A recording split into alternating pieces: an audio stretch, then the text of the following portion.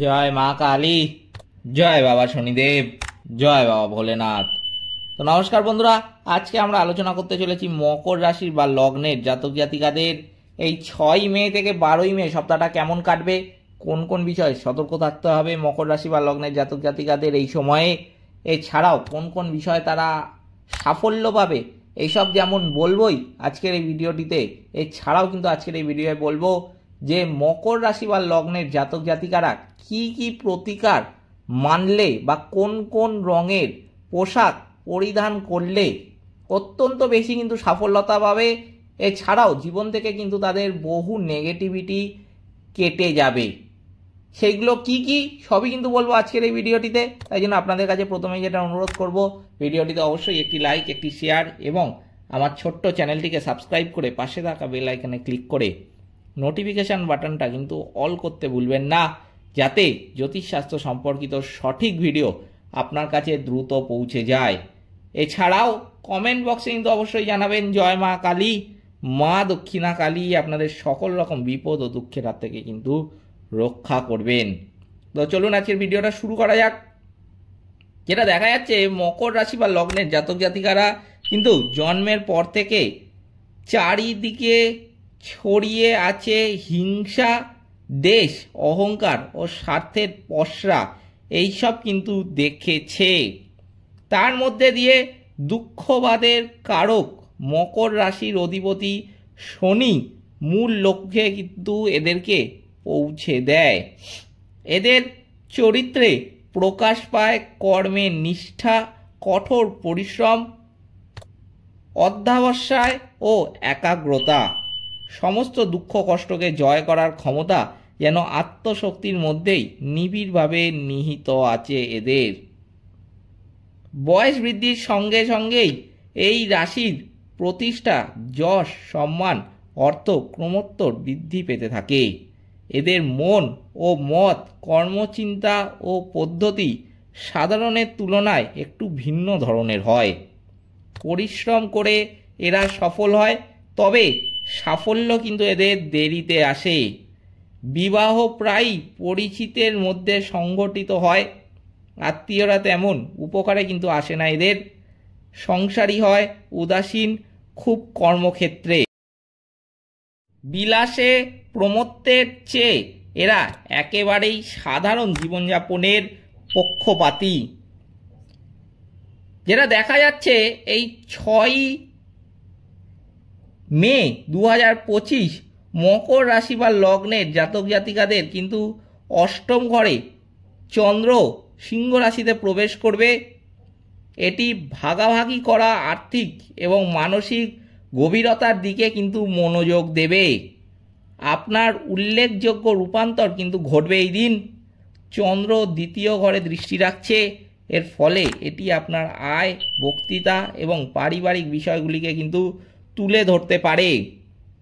আপনার আবেগপ্রবণ আর্থিক সিদ্ধান্ত এই দিনে কিন্তু অবশ্যই এড়ানো উচিত। এরপর 7 মে বুধ আপনার চতুর্থ ঘরে মেষ রাশিতে কিন্তু গমন করবে। পরিবারের সদস্যদের সাথে যোগাযোগ কিন্তু দ্রুত করার জন্য এই গোচরটি অত্যন্ত ভালো হতে চলেছে, তবে সম্ভবত আরও প্রতিক্রিয়াশীল। আপনার ঘরোয়া আলোচনার সাবধানতার সাথে কিন্তু শব্দ নির্বাচন করা উচিত এই দিনে। 8 মে চন্দ্র নবম ঘরে কন্যা রাশিতে কিন্তু প্রবেশ করবে। এর ফলে এটি দর্শন, ভ্রমণ এবং শিক্ষার প্রতি আপনার আগ্রহ কিন্তু জাগাবে। চন্দ্র তৃতীয় ঘরে দৃষ্টি রাখছে, এর ফলে এটি যোগাযোগে কিন্তু স্বচ্ছতা আনবে।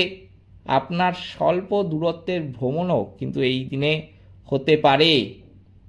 এরপর 10 মে যেটা দেখা যাচ্ছে চন্দ্র আপনার দশম ঘরে তুলা রাশিতে কিন্তু গমন করবে।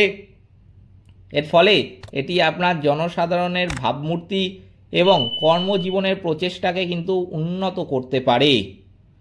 চন্দ্র চতুর্থ ঘরে কিন্তু দৃষ্টি রাখছে, এর ফলে এটি কাজের কর্তব্য এবং গৃহস্থালির দায়িত্বের মধ্যে ভারসাম্য কিন্তু আনতে সাহায্য করতে পারে।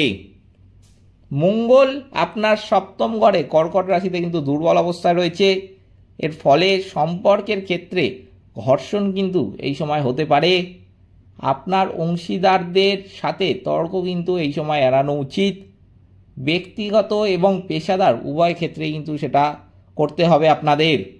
বৃহস্পতি আপনার পঞ্চম ঘরে অবস্থান করছে। এর ফলে এটি আপনার সৃজনশীল প্রচেষ্টা এবং আপনার প্রেম জীবন এবং আপনার সন্তানদের জন্য কিন্তু আশীর্বাদ হতে চলেছে। তৃতীয় ঘরে শনি এবং রাহু যোগাযোগ এবং নেটওয়ার্কিংয়ে কিন্তু ধারাবাহিক প্রচেষ্টা দাবি করছে। আপনার অতিরিক্ত পরিশ্রম করা বা আপনার ধারণাগুলিকে খুব বেশি জোর করে চাপিয়ে দেওয়া কিন্তু এই সময় এড়িয়ে চলা উচিত। নবম ঘরে কেতু দার্শনিক সন্দেহের উদ্রেক করতে পারে। প্রচলিত বিশ্বাস থেকে আপনার বিচ্ছিন্নতা কিন্তু থাকতে পারে আধ্যাত্মিকভাবে, সেই জন্য কিন্তু আপনাকে দৃঢ় থাকতে হবে এবং আপনাকে কিন্তু এই বিষয়ে আমি বলবো যে যথেষ্ট সতর্কও কিন্তু এই সময় থাকতে হবে। তাই জন্য কিছু কিছু ব্যাপারে কিন্তু আমি বলবো যে অবশ্যই কিন্তু এই সপ্তাহে মকর রাশি বা লগ্নের জাতক জাতিকাদের সতর্ক থাকতে হবে।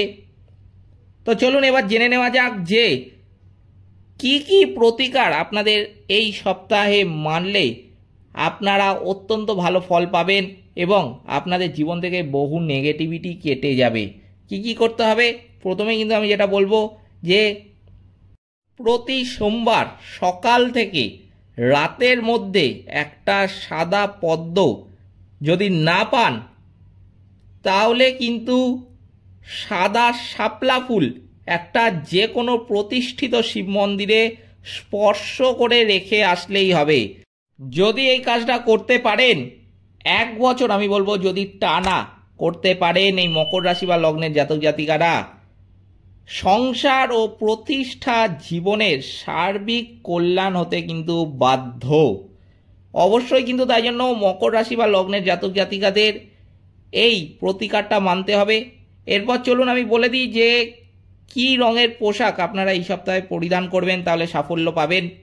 একটু চেষ্টা করবেন সবুজ আকাশি হালকা বা একটু গাঢ় হলুদের মধ্যে পোশাক পরিধান করার।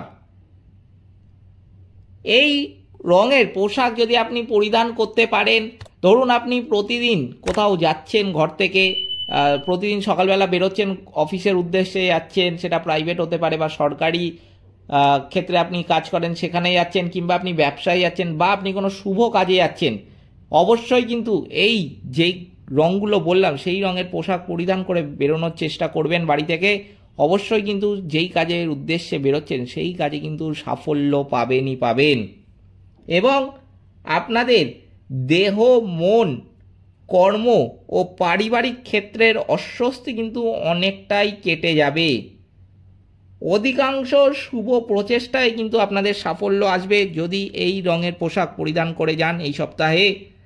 বাড়ি ঘরের রং যদি আপনারা কোনো মকর রাশি বা লগ্নের জাতক জাতিকারা এই বছরে করান, অবশ্যই কিন্তু ঘরের রং হলুদ যদি করতে পারেন অত্যন্ত ভালো ফল পাবেন, জীবন থেকে বহু নেগেটিভিটি কেটে যাবে। বিশেষ করে অবশ্যই কিন্তু আমি বলবো যে শোবার ঘরে যদি এই রং করাতে পারেন অত্যন্ত কিন্তু ভালো ফল পাবেন। এই ছিল আজকের ভিডিওটিতে অবশ্যই একটি লাইক, একটি শেয়ার এবং আমার ছোট্ট চ্যানেলটিকে সাবস্ক্রাইব করে পাশে থাকা বেল আইকনে ক্লিক করে নোটিফিকেশান বাটনটা কিন্তু অল করতে ভুলবেন না, যাতে জ্যোতিষশাস্ত্র সম্পর্কিত সঠিক ভিডিও আপনাদের কাছে দ্রুত পৌঁছে যায়। এবং কমেন্ট বক্সে কিন্তু অবশ্যই জানাবেন জয় মা কালী, মা দক্ষিণা কালী আপনাদের সকল রকম বিপদ ও দুঃখের হাত থেকে কিন্তু রক্ষা করবেন। সকলে ভালো থাকবেন, সুস্থ থাকবেন। নমস্কার।